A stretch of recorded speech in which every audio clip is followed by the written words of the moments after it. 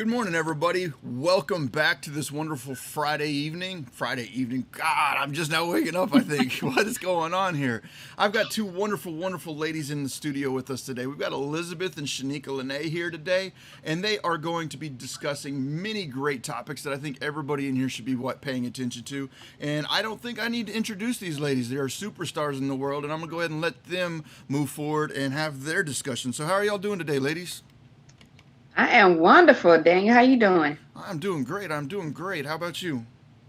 I'm doing great. Hello, everyone. Thank you, Daniel, for having us. Super excited to be doing the show with Sis. She is a fearless woman in real estate and a fearless entrepreneur. And I thought that what best to join forces and come on here and share a little bit about our journey as females in real estate entrepreneurship and entrepreneurship in general. Absolutely, Elizabeth. Thank you so much. Isn't it just like refreshing to have a fellow woman in the industry that you can just kind of look up to, that you admire, and that you can kind of collaborate and talk to and share things that the men don't necessarily might not experience or understand? Yes, it is. Thank you for bringing that up.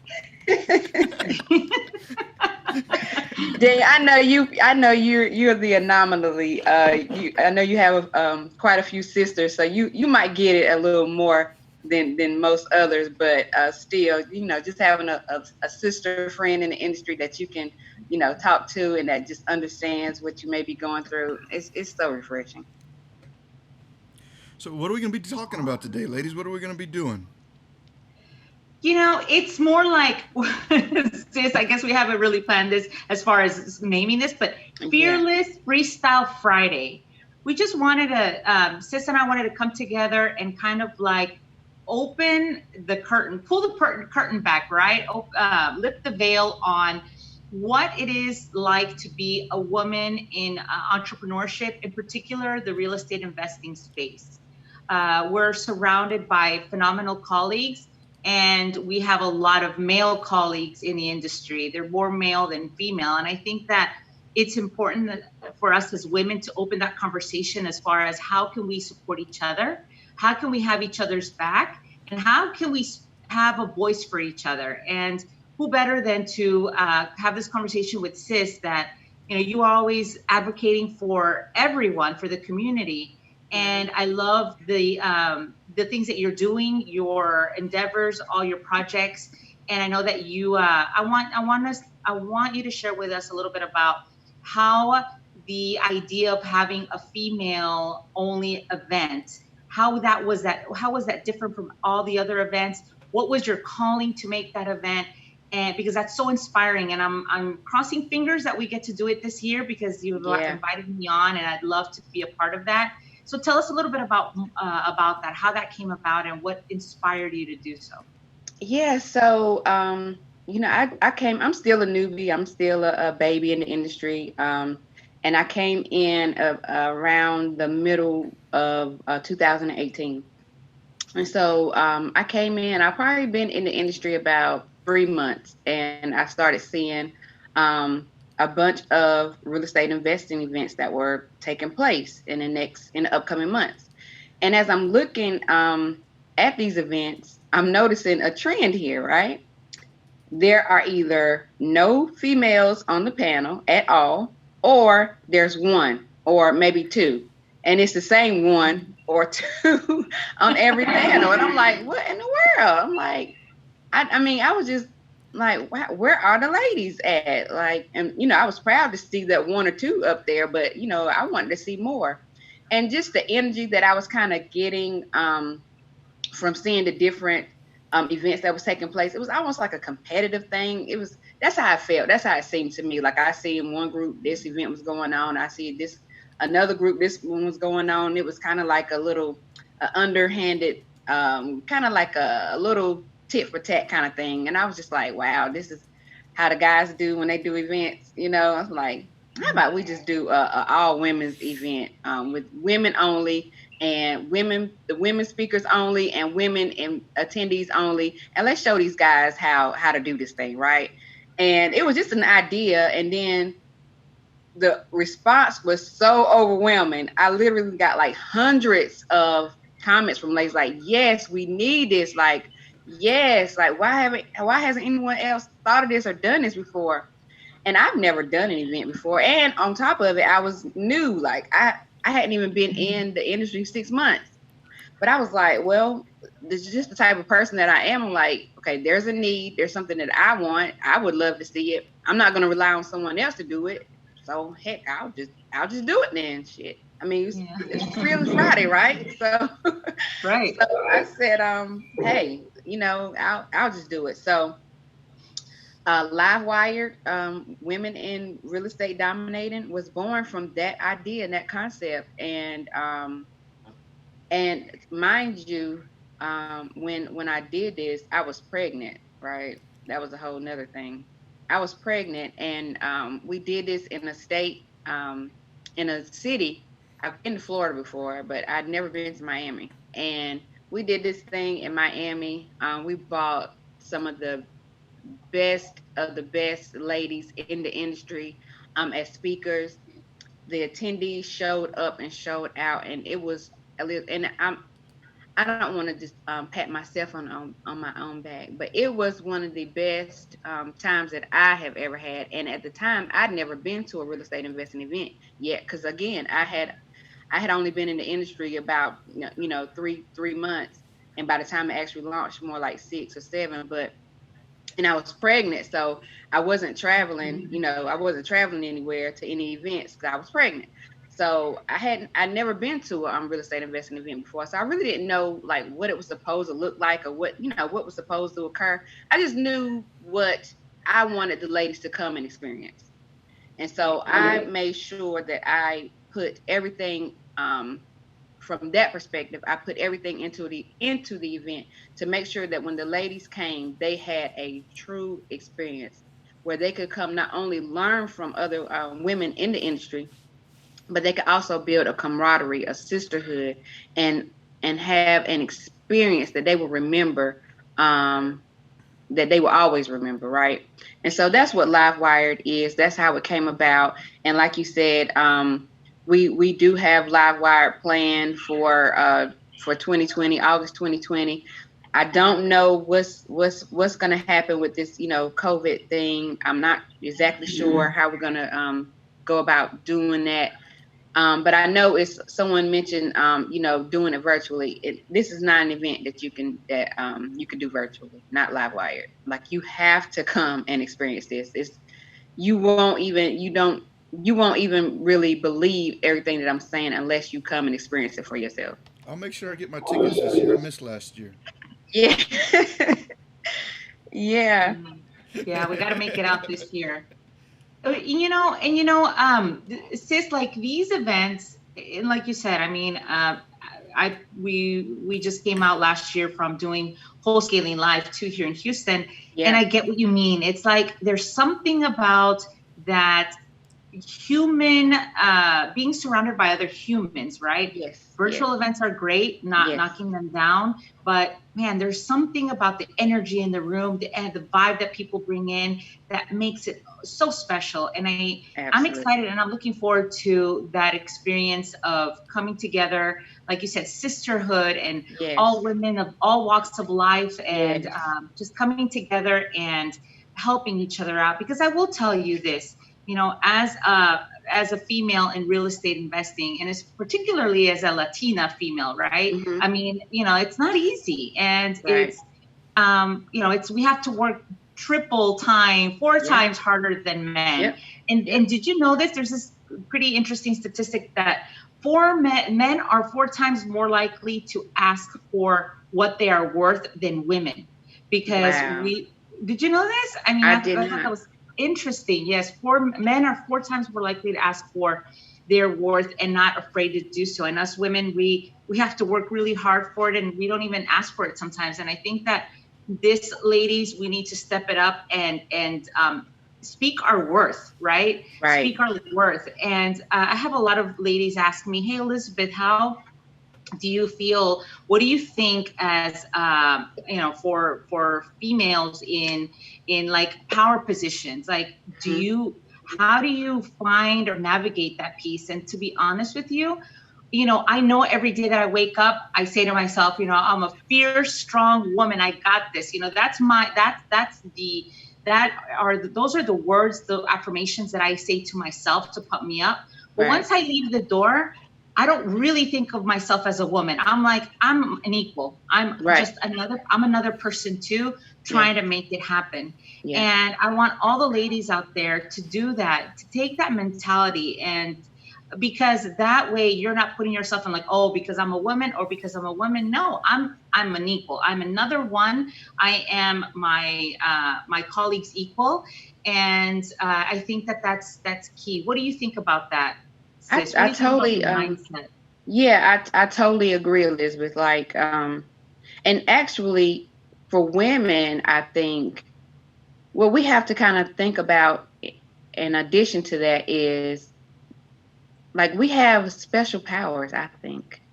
Like, Yes. women, we have a certain energy about ourselves. We have just a certain flair about ourselves. That's just that feminine energy. That feminine energy can actually give you an advantage if you know how to use it properly.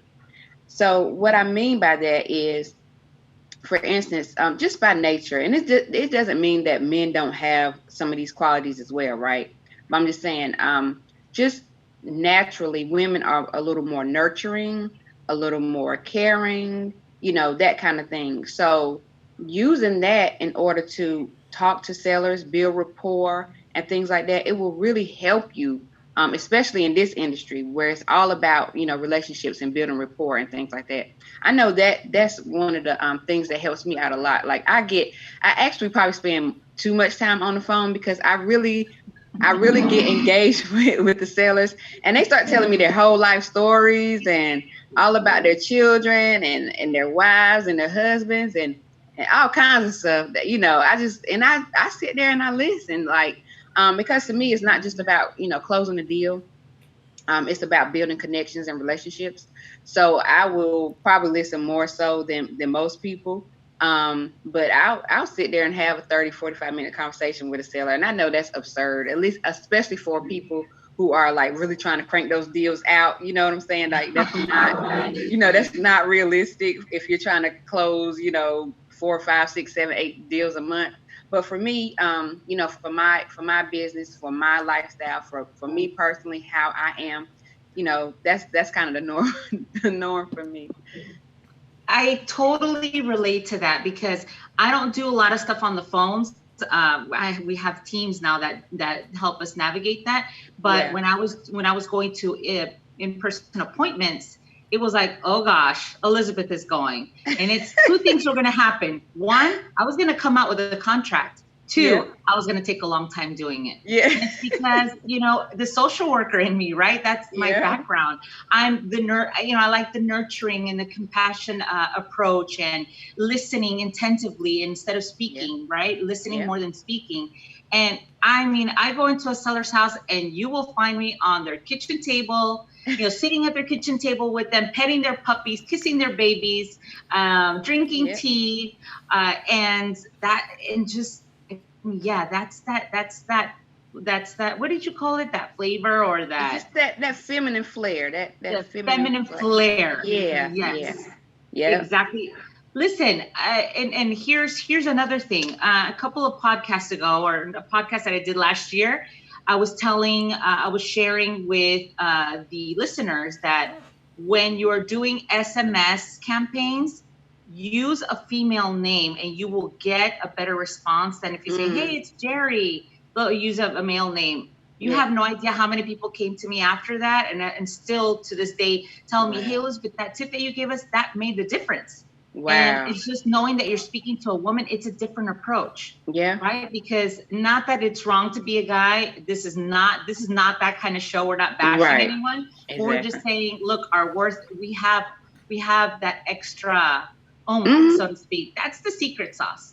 Yeah. And with me, it's in particular, the fact that I speak Spanish also, that's a huge bonus for me. So female, Yes. and speaking Spanish, I mean, those are two huge advantages that I have. Yeah. And yeah, I mean, when I've had to go to appointments, I'm like, I'll be back. I'm going to get a contract. they're like, oh gosh, you're going to take call too. Are you coming back at the end of the day? Are you coming back? But I mean, and I feel good because I like to leave an appointment feeling good about what I'm doing. Yeah. Because that's, I'm here to help others also make money. Obviously, we're here to make money as well. Right. What did I say? Claim our worth, right? Speak our worth, but also make those connections that you said. So I love that you said that because that's key. Yeah, Elizabeth. Like I totally agree with you. I don't know what the statistic is on this, but I've listening to other podcasts and other key people in the industry. They've also said that not only would I've never heard SMS texts using a female name, but it makes sense because I've heard that just for those who do cold calling, like having a female do the cold calling, or leaving a ringless voicemail with the female voice, it makes a big difference in your response rate as well. Absolutely. When we were doing RVMs, that was my voice right there because it's a different, it's different response rate there when you have a female voice. Yeah. Cold callers with female cold callers, man, that's a whole nother jam. Yep. The conversations are much different, are much, much different. So let's shift a little bit, Sis, for the ladies out there and men too, right? This is for everyone, really, this show. But for people that are in, and this is a word I rarely use, but I will use it here because I think it makes a lot of sense. How do you transition from, if you are, any of you out there working a 9 to 5 and also doing real estate as your side hustle, how do you know when your side hustle, how do you transition that to become your main hustle?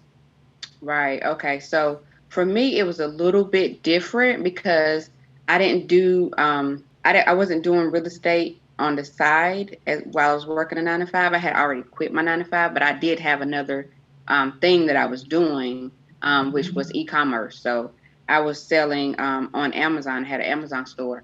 And, but before I transitioned out of corporate America, what I was doing, I already had my exit plan. So first and foremost, you got to have it planned out. Like you need to have, I would say even set a date.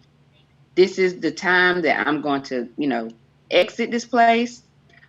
This is how much money I'm going to have set aside to do it. And this is, how much cushion you're going to have because you're going to need a cushion for those who, push this narrative that with wholesaling, you don't need money or credit, which in theory you don't, but it is a business, right? So you are going to have some expenses. So you want to make sure that you have that cushion set aside, make sure you have a plan, and just go out there and do it. So what I did was I set aside, I decided a year I was going to work at this last place for 1 year. And after that, I was done. And that's what I did. I set aside money. I studied when I got home, and I had children. So at the time I had 3. I had 3 children at that time. And, I still had to do the whole mother thing, right? I had to, get home and get the children all, ready, do homework, cook, get the children ready for school the next day, but, get them bathed, their clothes ready, all that good stuff. But I still had to have time to, study what I was going to do and start, to implement things along the way. So I don't, I know I get a lot of feedback from the ladies in the industry, especially those with children, how hard it is to try and,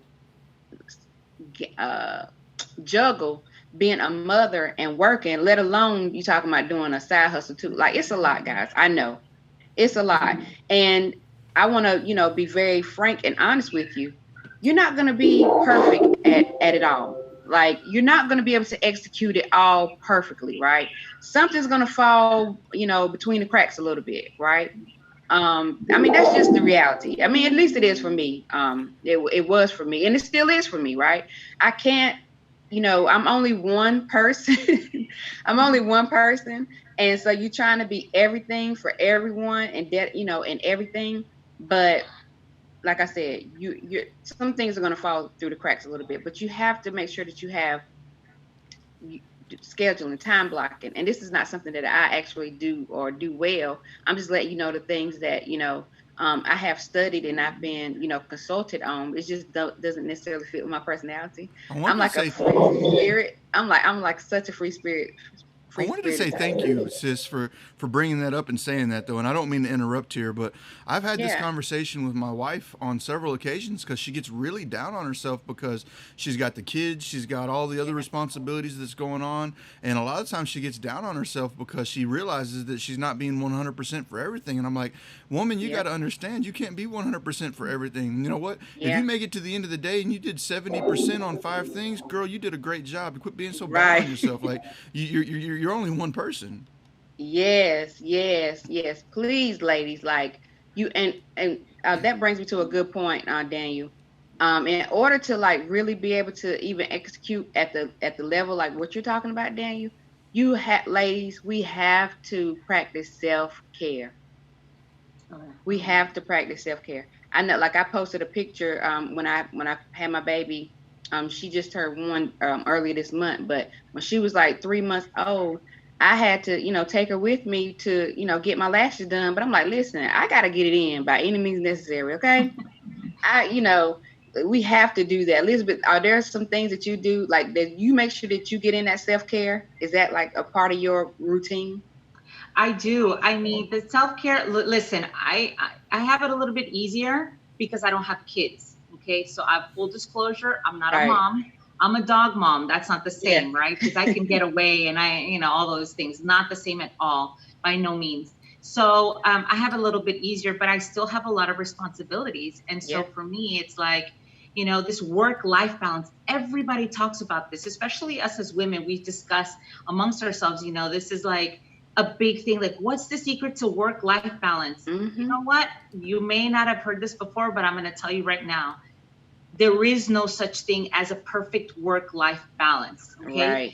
Because, and I will tell you this, and I don't get any proceeds from pitching this, but there's this book, and I highly recommend for you ladies out there that feel overwhelmed and feel like you have to do it all. Because listen, we have to, aside from us being women, yeah, we need our self-care time. We need to have time to run our businesses, make sure our teams are running correctly, and doing things that they're supposed to do.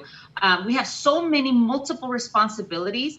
And then on top of that, we have to take our vitamins, drink water, have a good diet, exercise, sleep Mm-hmm. well. Where do we get it all? And Right. here's this book that I highly recommend, which is called Pick Three by Randy Mm. Zuckerberg. This is a really, really good book. And honestly, in this book, what she says is like, choose three things that you're going to accomplish for the day. If you're going Mm. to accomplish, having good sleep, working and getting in your fitness, that's what you're going to do that day. You don't Right. have to balance 10 million things all on in one day. You just can't make it happen.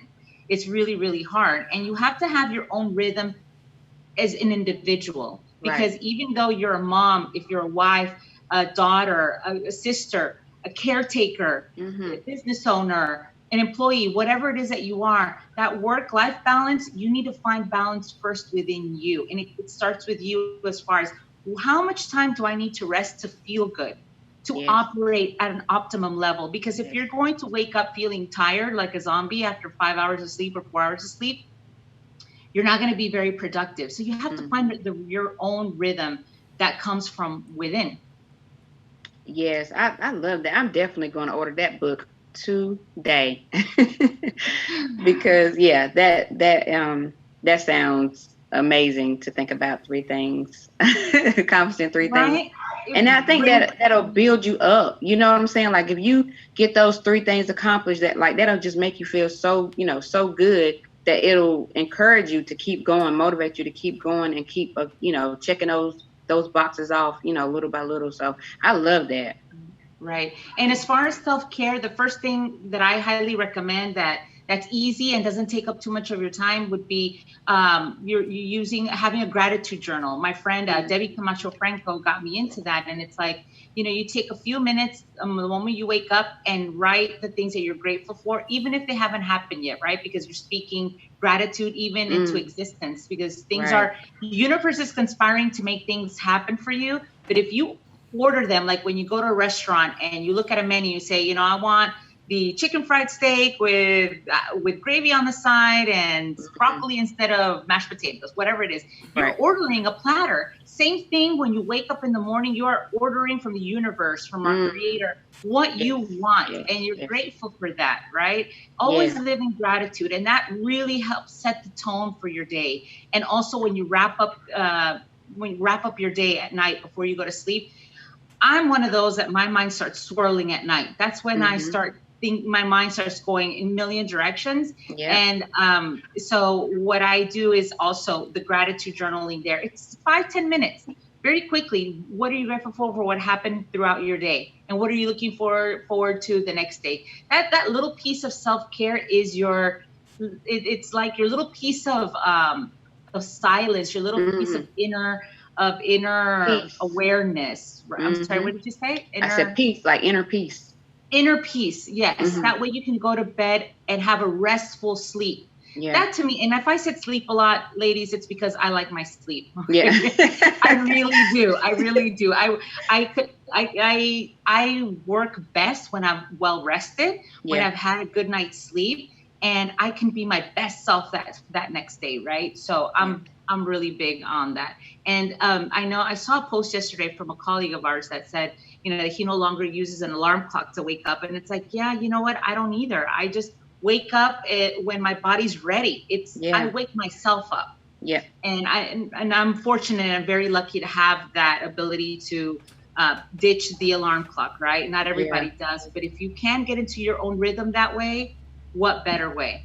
Absolutely. I totally agree. I totally agree. So Elizabeth, like, what was your transition like? Like, how did you transition from corporate America to real estate investing full time?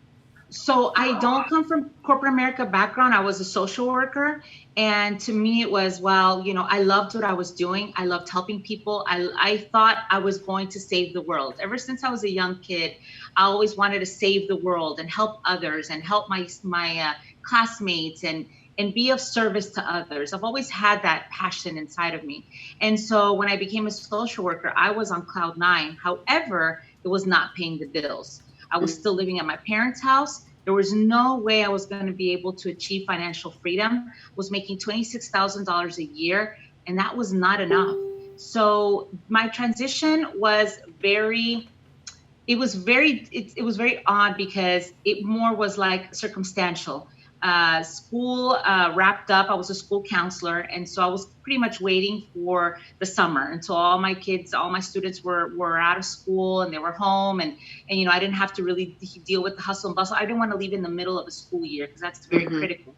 So many things happen, especially when I take on patients or clients at that time, right? So my students. But so I needed foot surgery. And during that transition is when I decided not to go back. So it was more like, it wasn't like today I quit my job. It wasn't like that. It wasn't anything extraordinary other than the school that I worked at. My office was on the 3rd floor and they didn't have an elevator. It's one of those older schools, an inner city school. So I wasn't able to go back to physically to work. So I was like, you know, this is a good time for me to do something else. And so my life partner, he was like, you know, why don't you take real estate classes and you'd be really great in real estate. I'm like, I don't even own a house. Like, how am I going to, I've never even gone to a closing. I had no idea what escrow or title company or earnest money was. I had never signed with my hand a deed or never signed a closing statement, HUD or anything, or much less a contract to own anything. So I didn't think that I would be a good fit for it, but the self-talk, right? That's key. The self-talk is like, I don't know what I'm going to be doing. I don't have this. It's the fear, that's negative self-talk. And I'm a champion at that. I will tell you if there's an award about negative self-talk, I think I win the prize, especially at that point in my life. And I'm just being real about it. Right. And so I was like, I can't do this. I'm not a businesswoman. I'm not a saleswoman. I don't know how to sell anything. And so, but that was my self inner talk, right? And the feedback that I got from friends and my family and my loved ones were like, look, Elizabeth, you're a very compassionate person. You inspire a lot of trust, and you have empathy, and you have great listening skills. All of that, if you put that in real estate, you'll be a rock star. You don't need to know how to sell things. You'll learn that as you go along. And so I took imperfect action because I was not ready. And how many times I was talking to Daniel about this earlier, about being ready. Like, we're always waiting to do things until we're ready, waiting to have that child until you're ready, waiting to quit that job until you're ready, waiting to hire your first hire, take on your first hire until you're ready. You know what? You're never going to be ready. If you wait until you're ready, you're going to have my last name, never ready. So no, but I mean, if you wait until you're ready, you're never going to get anything done. You just got to go. Take imperfect action and go. Progress is perfection. Don't expect to get perfect. It's never going to be perfect. Never, ever going to be perfect. If that's just the reality, is that, you know, it's not all flowers, rainbows, and roses, right? I mean, there's days where, you know, we're up in a bun, no makeup, you know, just looking like a hot mess, but we're making it happen. That's right. And so, you know, to me, it's and I probably went down a whole nother rabbit hole, but to me, it's very important to let everyone know, all of our audience and the people that are watching us right now, is to know that just take that first step, you know, and I'm really big on this phrase that goes, day one, you decide. You're either going to be that contemplator, like, oh, one day I'm going to do this, other than saying, you know what, day one, take that first step and just go. Take it one step after another, and you'll get there. But you just have to start. I mean, I was just having this conversation on a podcast yesterday with Teresa Sage, and she was telling us how when the market did its downturn back in 2008, how she and her husband totally pivoted, and they created a short sale business, and they didn't know anything about short sales, but they created the business anyway. And she said, she walked us through the whole process of how how her and her husband, you know, they learned along the way. And so someone told them, hey, you know, if you're going to do this, you're going to need a broker. So they went out and found a broker. And somebody said, you know, hey, you're going to also need an attorney. So they went out and found an attorney. And, you know, they pieced it all together, but they started the business anyway, and they went on to make millions from that, you know? And so that's key, what you just said, Elizabeth. And I'm one of those people, I guess we're like opposite spirit animals in that regard, because I will just do it. I will just do it. And, you know, like I said last night, like I'm one of those type of people that I'll go ahead and shoot, and then I'll aim and calibrate later. Okay. Love it. That's just how I am. So like I tell people that, you know, follow me all the time, like, listen, do it scared. No one says that you're not going to be scared sometimes. No one, that's not realistic, right? If you're scared, do it anyway. Do it scared. Absolutely. Absolutely. You know what? This is key here. And I will tell you that I've come around from that young gal that didn't have, I didn't claim my worth. I didn't speak my worth right then. Now I'm a very different woman. And something you said about 2008, I don't want to keep repeating that, because everybody that's listening might have already heard my story.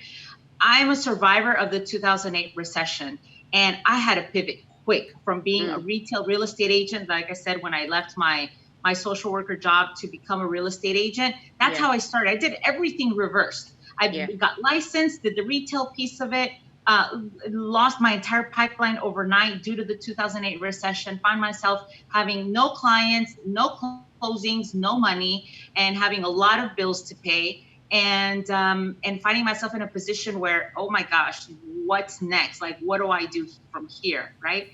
And now I'm very different. Now you tell me, hey, Elizabeth, let's do this. Like, you know, like you've seen me act before. I got the domain ready. I got this ready. I got this. Let's do it. Let's just do it. Exactly. We'll figure out the details later. You saw that, right? Yep. That's a very different woman than back when I got my real estate license in 2003. That was a long time ago that I got my license. And I'm a very different person. I've evolved. I've reinvented myself many, many times. And that's the key, guys. That's the good news about this. That if you set yourself up now to say, you know what, I'm going to become a flipper, house flipper. I want to be a house flipper. And that eventually evolves into you're going to do something very niche where you are taking on short sales, or you're taking on, like our friend Jen Coronado, the fire damage homes, things like that, right? Yeah. That's fine. You reinvent yourself along the way, because you'll start seeing, look, us as women, and especially as entrepreneurs, whatever it is that you're getting into, whether it's selling makeup or becoming a tech mogul, a tech giant, and coding and doing all these phenomenal things, the thing is that you are becoming a solution to an issue, an existing issue. You are advocating for change. That is why we become entrepreneurs. At least that's why I'm still in this, is because I'm a true believer in change. And so change is not always a bad thing. It's a great thing. And right now, particularly in these times with COVID-19, a lot of people are finding themselves in a forced situation to change. And what better time than now? Now you can come up with creative solutions. Now is the time for you to learn up and become that scholar. Or we should always be scholars, always be open to learning. But now is a great time to listen to all of the information that's out there. How to get better at creative financing, how to tweak where you become an expert at that. It just takes some time. But yeah, sis, I love that you've always been that way, that you've always been a very assertive woman, and just put your step, like you said, just shoot, and then you'll aim and calibrate later. I love that. It took me some time to come around, but I'm there with you now. So I think we can, we're kind of like soul sisters there. Absolutely. Yeah. I've witnessed your fearlessness. So I firsthand I have. So absolutely. But let me not just let the audience know. I mean, there have been times where, like, even though I say I've always been fearless, and it's not that I've always been fearless, it's just that I would do it anyway. Like I'm telling you, like like I practice what I preach in that regard. So when I first got started in real estate investing, like when I first learned about it, and I had to be reminded of this because I forgot. I honestly forgot how deathly afraid I was to return people's phone calls when they would call me. Like, they would call my bandit sign and I wouldn't answer the phone when they called, and I was scared to death of calling back. And I would sit on a freaking lead for like a week at a time, scared to call these people back, y'all. Like, seriously. And I forgot about that. Someone actually had to remind me, like, you don't remember? I was like, I don't remember that. But I had to go back into my repertoire and remember how afraid I was to call people back. So you have to like you have to step out there and just do it, people. Like, I see some of the folks in the industry, in the comment section, like how like you guys, I see some of you are saying like you have that fear.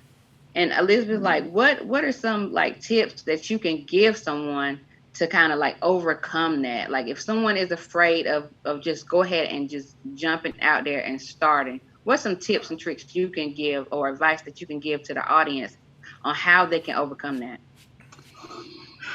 What I believe in the power of making connections. If you can connect with somebody that is in a place in business where you aspire to be, reach out to that person. And the power of just speaking, of just venting and saying, look, you have no idea, sis, how many people have reached out to me. So many ladies are like, I'm just so shy. I'm just so scared to talk to people, but I just wanted to say thank you, or I wanted to reach out to you and ask you, how do I come about this? Just asking, because you know what? If you come to me and ask me something, I will not reject a word, because I was you one day. And that to me is key. I will never forget where I came from. I will never forget how scared I was when I left my job as a social worker, where I was comfortable and everybody in the school loved me, and I felt in my element. And I left that comfort to get uncomfortable. And when I had so much success as a retail real estate agent and lost it all in 2008, to have to come back and start over, I'm never going to forget that. So don't be afraid to reach out to other women, reach out to other men or colleagues in your industry, and just ask, how did you get started? Or point me in the right direction. I'll be more than happy. And I know you too, Shaneka, are always open to having people reach out to you. But I think that the thing is that we eventually, slowly but surely, we need to build confidence. And I will not stop repeating that taking the first step is key, but your mindset is absolutely everything. And just like we find coaches to help us with our health and our nutrition and potentially our life relationships or whatnot, you also need a coach to help you with your mindset, a mindset coach, a business coach. I think those are key things. If you're not able to do that, there's so many free resources out there. I mean, you have the Propelio Academy, you have YouTube, you have so many groups on Facebook, the Propelio group, where you can post a question and you'll have somebody that is always available to answer your question, one of your peers. I truly believe in peer-to-peer learning. And so probably went completely off tangent, but just so many thoughts in my head, that so many free resources out there. And when I started, this did not exist. This open communication and the social media and all that, this wasn't even around. Yeah. And it was hard, and it's not as hard anymore, because you know what? We're a community. You have people like, you have your group, Sis Shaneka's group, Real Estate Investing A to Z. There's like over 20,000 members in there. Mm-hmm. You ask questions and your questions will be answered, or somebody will guide you or point you in the right direction. I think that it's always scary to ask for help, but you're either going to be stuck in the fear of asking, or you're just going to ask and then take off. Yeah. So it's when you brought up mindset, it brought to my mind like how I kind of overcame that fear of cold calling. Was I had to like reprogram my mind. Like I almost had to like psych myself out. Like I had to like trick myself, kind of like, I don't know if that makes sense, but I literally like, I took on like an alter ego, right? I was like, okay, I'm going to be someone else, someone that's not afraid. And these people don't know who I am. Number one, they don't know who I am. They can't cause me any harm. They can't do, I mean, they might, curse at you or whatever, but that's okay. They can't, do you any physical harm. If they curse at you, it's all right. Shake it off, move on. It's okay. And I had to like become this alter ego. Like when I'm on the phone, like I am this totally confident person. I am this, I'm going to, and also keep in mind that the person that's on the other end of that phone is another human being, guys. That is so key. Like I think people I don't know. I think they kind of lose sight of that. Like the person on the other end is just another human being. Just talk to them like another human being. Don't talk to them like they are, a seller, just a seller that you're trying to, get their house for below market value so that you can get this deal and you can make this money. Yeah. That's the wrong way to look at it. You have to look at the other person as a person, and as someone, kind of look at them as if they were someone in your family, right? Like, how would you want someone to call and speak to your family member? If there's an elderly person on the other line, like, how would you want that? How would you want someone to speak to your grandmother or your grandfather? You know what I'm saying? And that's how I kind of had to retrain my brain and kind of psych myself out so that I can overcome that fear of cold calling. Absolutely. Especially with times now, if you can be a voice of reason in somebody's life that's full of chaos and lots of confusion and fear, be that little light that turns on in their path. That's key. If you think of that, if you go into that thinking that way, like, look, I'm here, I'm going to make a difference. I'm going to make a difference. This call, I mean, if you have to do the self-talk, right? That's important too. That self-talk is key. How do you prepare yourself to get on that phone? You know what? I choose to make a difference, and this call is not going to be any different. And boom, right there, go in there. I love that tip about becoming more human, right? Humanizing the situation. And right now we're experiencing that whole, we as humanity, not you and me just personally, but as a humanity right now is experiencing a lot of uncertainty, a lot of fear, and it's kind of like that grieving process, right? And so we're all at different stages of that. Some of us are at the acceptance stage, others are in denial and whatnot. But with that being said, I mean, just speak with more compassion, I think, and you'll be fine. And listen more than speaking, right? Obviously, set the tone for what is the goal of the person on the other line, right? Okay, if we're able to make this work, if you and I are a good fit, what happens next? Like, what's the picture perfect for them at the end of that transaction, right? If it works out and you were able to pick up that deal, what's the next step? What's the picture perfect outcome for you? Yes. Yep. Totally agree with you, Elizabeth. Yeah, that listening part is key. You have to be a good listener, because as you're listening, they're going to tell you what it is that they need, right? And they're going to tell you what the issue is, what the problem is. And as long as you are a solutions-oriented person, like, I want everybody to try to, like, take not only, like, simple situations, even in your home, with your children, your spouse, or, what have you. Always kind of look at things from the perspective of, how you can, be a solution or answer to the problem. And don't look at it as, and this is kind of off on a tangent, like you said, but don't always try to be right.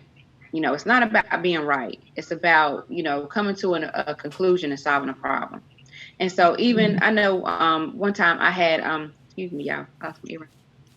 One time I had a situation where I had gotten 35 properties under contract from this one seller, right? Y'all, we family, right? So I'm gonna put my earring back on.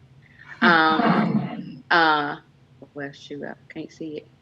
Anyway, I got these 35 properties under contract, and I had the wrong mindset, y'all. I could be honest with y'all again, because we family, right?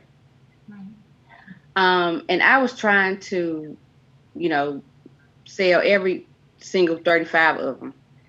And I reached out to other wholesalers in the industry, because I'm big on JVs and I'm big on collaboration. So I actually collaborate with other wholesalers in the industry. So I reached out to all of the wholesalers that I knew, and I told them, like, listen, I got these 35 properties under contract, and I'm gonna send them all to you all. If you got buyers for them, great. Let this be your first deal. So some of them, I wholesaled quite a few of them myself, and then some of the other wholesalers, they actually had buyers, but at the numbers, it wasn't enough meat on the bone for me and the JV partner to make money, as well as get the seller what she needed to. So some of them, like, I let them go, right? And that was totally not the right thing.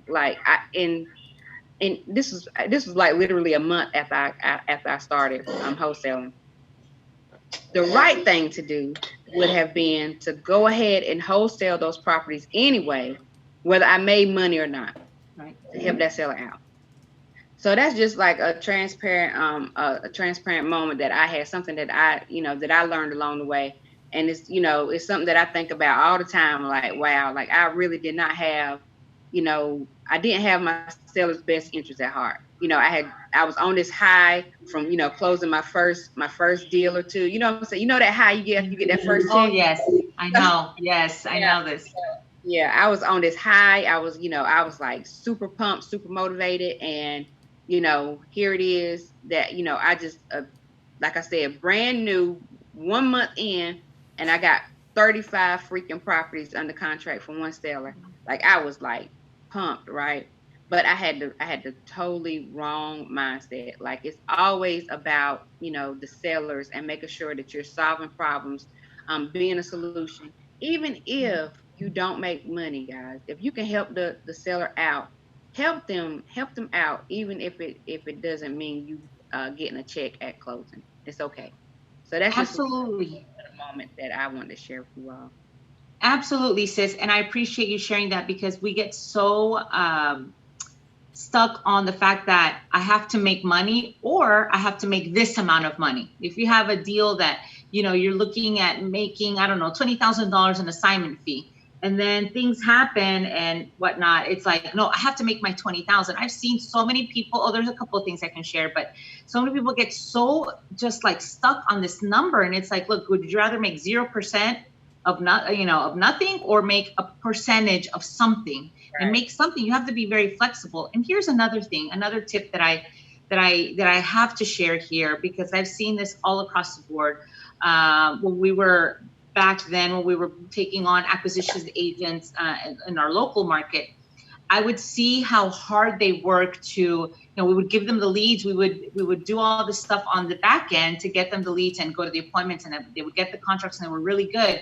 But guess what? A shiny syndrome situation would come up, where shiny object syndrome would come up, where they cash their check and it's like they're off. They're off on a plane somewhere, taking a vacation. They're off here, they're off there, to come back and not be around for a week or two, to come back and be like, okay, I'm ready for leads. And it's like, no, I need you to be consistent. But right. You know what? That's key. You need to show up not for the person that you're working with or collaborating with. You need to show up for you. Right. That is key. And tuck that money away and reinvest it back in you. It'll come back. The vacation will be there.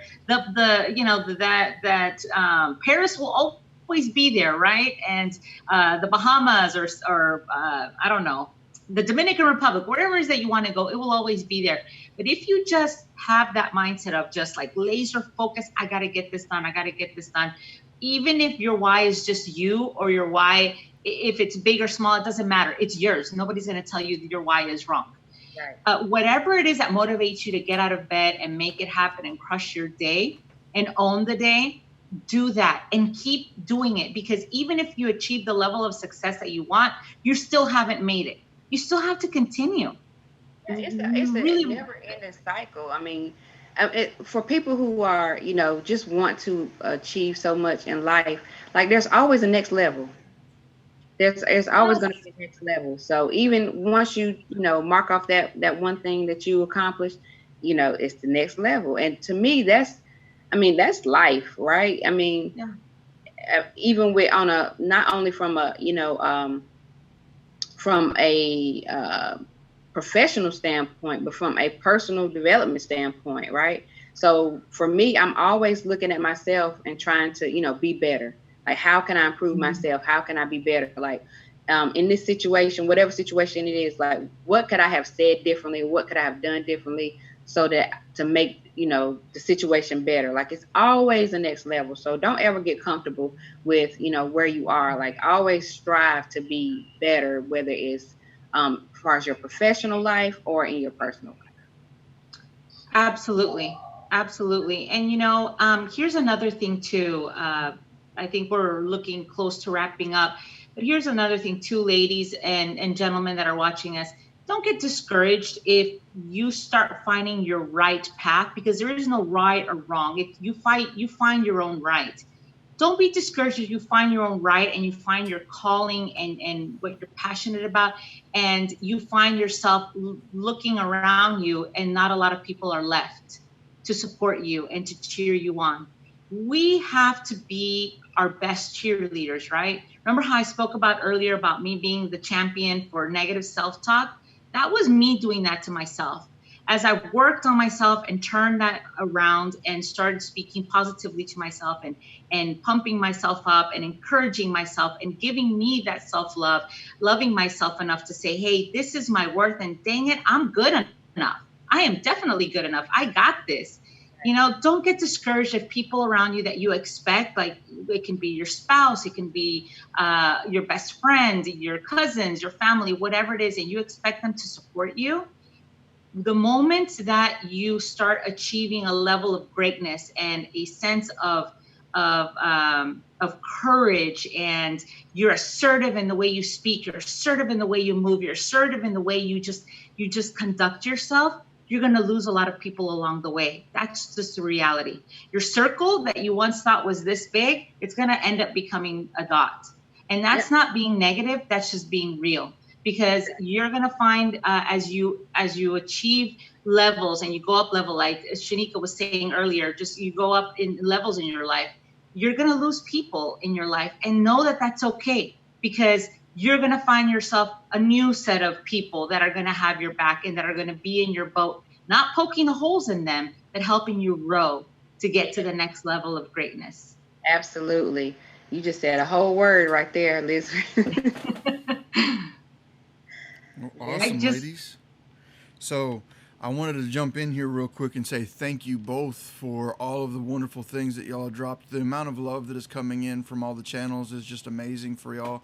So all of that being said, we're going to come in here and land this plane. What are some final thoughts for the both of y'all that y'all want to share, or how can people get in touch with y'all? For me, I think Elizabeth just summed this up beautifully, this whole conversation. So for me, I would just only say, if you want to follow me, what I've got going on, just, of course, you can come to Real Estate Investing A to Z Group. You can follow me on Instagram at Sis Shaneka, SISSHANEKA. Awesome. And you can find me, follow us in wholesaling. This is an event that we're looking to have later on in this year. You can follow us in the wholesaling group. Just go at wholesaling. You can find me on Facebook, and particularly I'm really getting into that vibe of Instagram. So follow me over at the REI CEO. It's very easy, at the REI CEO. Send me a message, and let's connect. Hey, I mean, let's make this our year, our decade, our season of growth, of evolution, of change, and empowerment, because we need each other. We need each other more than ever before. We are separated, but we're still together. Physically separated, but we have to come together as sisters, as colleagues, as friends, as collaborators, as a community, and we will get further, much further together. Absolutely. Well, absolute thanks to both of y'all wonderful ladies today. I know that y'all have provided a massive amount of value, not only today, but in your lives. So thank you for all that y'all do. I love the community. I love everything that y'all do on y'all's end. Thank you both for being a part of this. If y'all are not aware of the Real Estate Investing A to Z group, please go out there and join that. If y'all are not aware of the Wholesaling Live group, please go out there and join that as well. For all of y'all out there watching, give both of these wonderful ladies plenty of love for giving up their time here on Friday to provide value to y'all.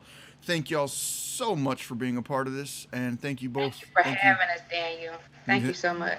Thank you. Thank you for having us, and thank you everyone for opening your minds and your heart to us this Friday, this Fearless Friday. Go out there and be fearless. Yeah.